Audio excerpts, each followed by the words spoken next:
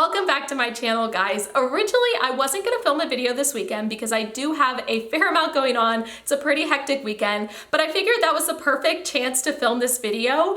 I know that time management is a hot topic for teachers because we have 1.5 million things to get done, not only with our teaching job, but with our personal lives as well. So I thought I would give you guys a little bit of a glimpse into how I personally manage my time.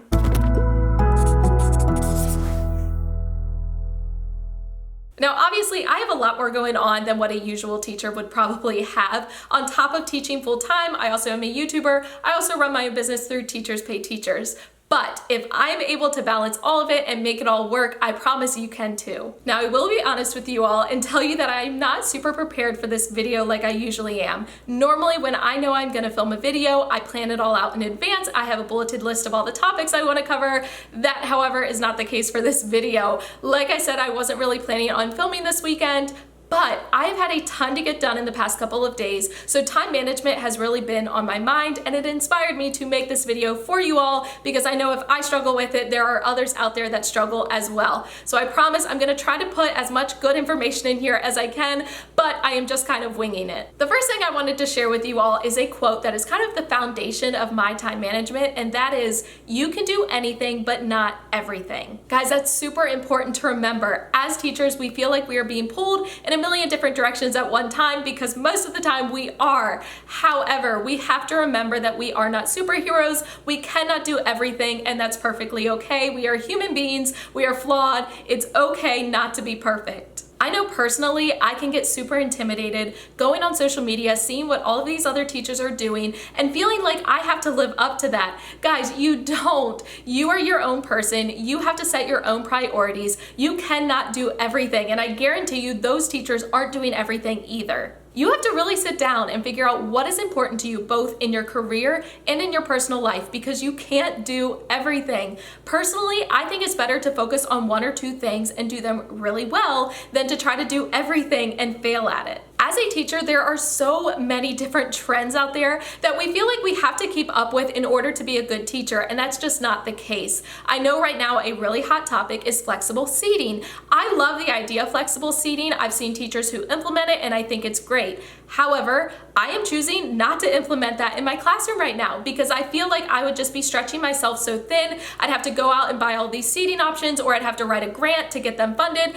I don't have the time for that. I don't have the time to teach my kids the procedures for that. It's just not possible for me right now, and that doesn't make me a bad teacher. You have to use your strengths to your advantage and focus on the things that are gonna make you a better teacher or a better wife or husband or a better girlfriend or boyfriend or just a better person in general, rather than focusing on all the things you're not doing and letting those things make you feel like you're failing. But all of that aside, even when we prioritize, I get it, there's still a lot to get done. So I'm just gonna share a couple of quick and easy tips that I personally use to make myself more productive. One thing that has really helped me is making a to-do list ahead of time. For about the past 2 years, every night before I go to bed, I open up the notes on my phone and I just quickly jot down a list of things that I have to get done tomorrow. And then I also include a list of things that I can do if I happen to have extra time. When you plan out your to-do list for the next day or the next week or the next month or even the next year, you know in advance that those things have to get done. They stay on your mind and you're more likely to make them a priority. I also suggest that you make to-do lists for the next week and even the next month.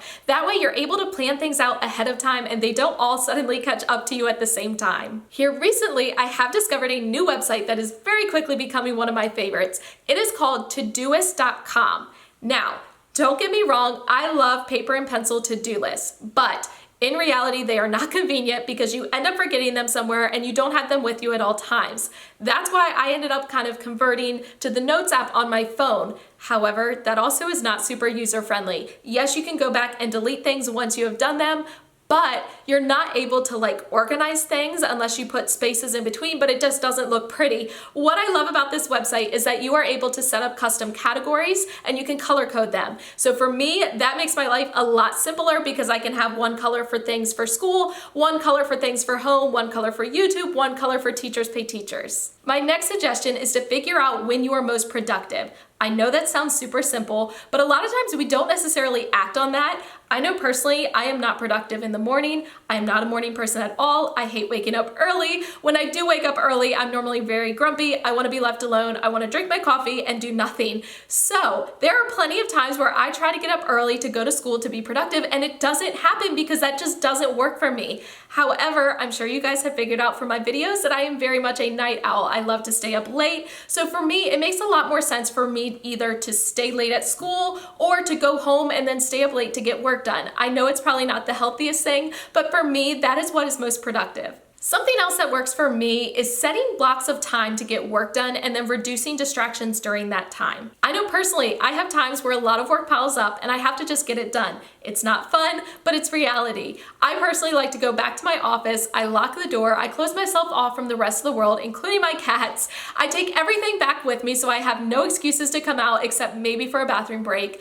I either turn off my phone or I will set it on airplane mode so that I don't get any notifications to distract me, and I set a timer. And I work that entire time. From the moment the timer starts until the moment the timer goes off, I am working. And a lot of times I end up surprising myself with how much I actually get accomplished. Kind of to go along with that, make sure you have a reward. Guys, we are humans, not robots. You cannot work all the time without having any fun. You need to reward yourself when you deserve it. So personally, I'm highly motivated by food. So my reward is almost always frozen yogurt or ice cream or something else that tastes really good. My next tip is to set both short-term and long-term goals. By setting goals, you're able to break those really daunting and overwhelming tasks into smaller and more manageable pieces. So I recommend setting a goal for the year, then breaking that into what your short-term goals are for each month, break that into each week, and so on. I promise you, when you have those smaller goals, you are more likely to be successful. Now, probably the most important, yet the most difficult tip I'm going to give you guys is to hold yourself accountable.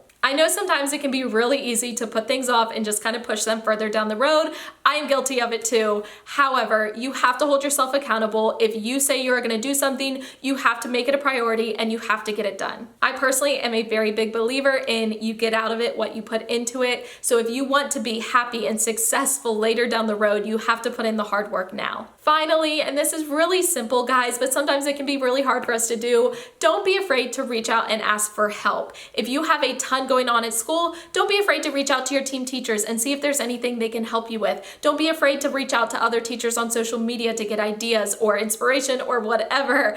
Don't be afraid to ask for help because we are human, we are flawed, we cannot do it all, and it's totally okay to admit that. Hopefully at least one of those tips resonated with you. If you struggle with time management like myself sometimes, give this video a thumbs up because I am right there with you. You are not alone. I too struggle with time management. Feel free to share this video out to any other teachers you know who may be struggling with time management. Subscribe to me if you haven't already so you don't miss any future videos. Thank you for watching. As always, I appreciate your support more than you guys even realize. I will catch you guys in the next one. Thank you so much for watching all the way to the end and for supporting my YouTube channel. I appreciate it more than you guys realize. If you want to check out any of my older videos, you can use the 2 links right down here. And if you want to subscribe to my channel so you don't miss any future videos, you can use the link right over here. In the description is the link to all of my social media sites, my Teachers Pay Teacher store, and my Amazon store. And I will catch you guys in my next video.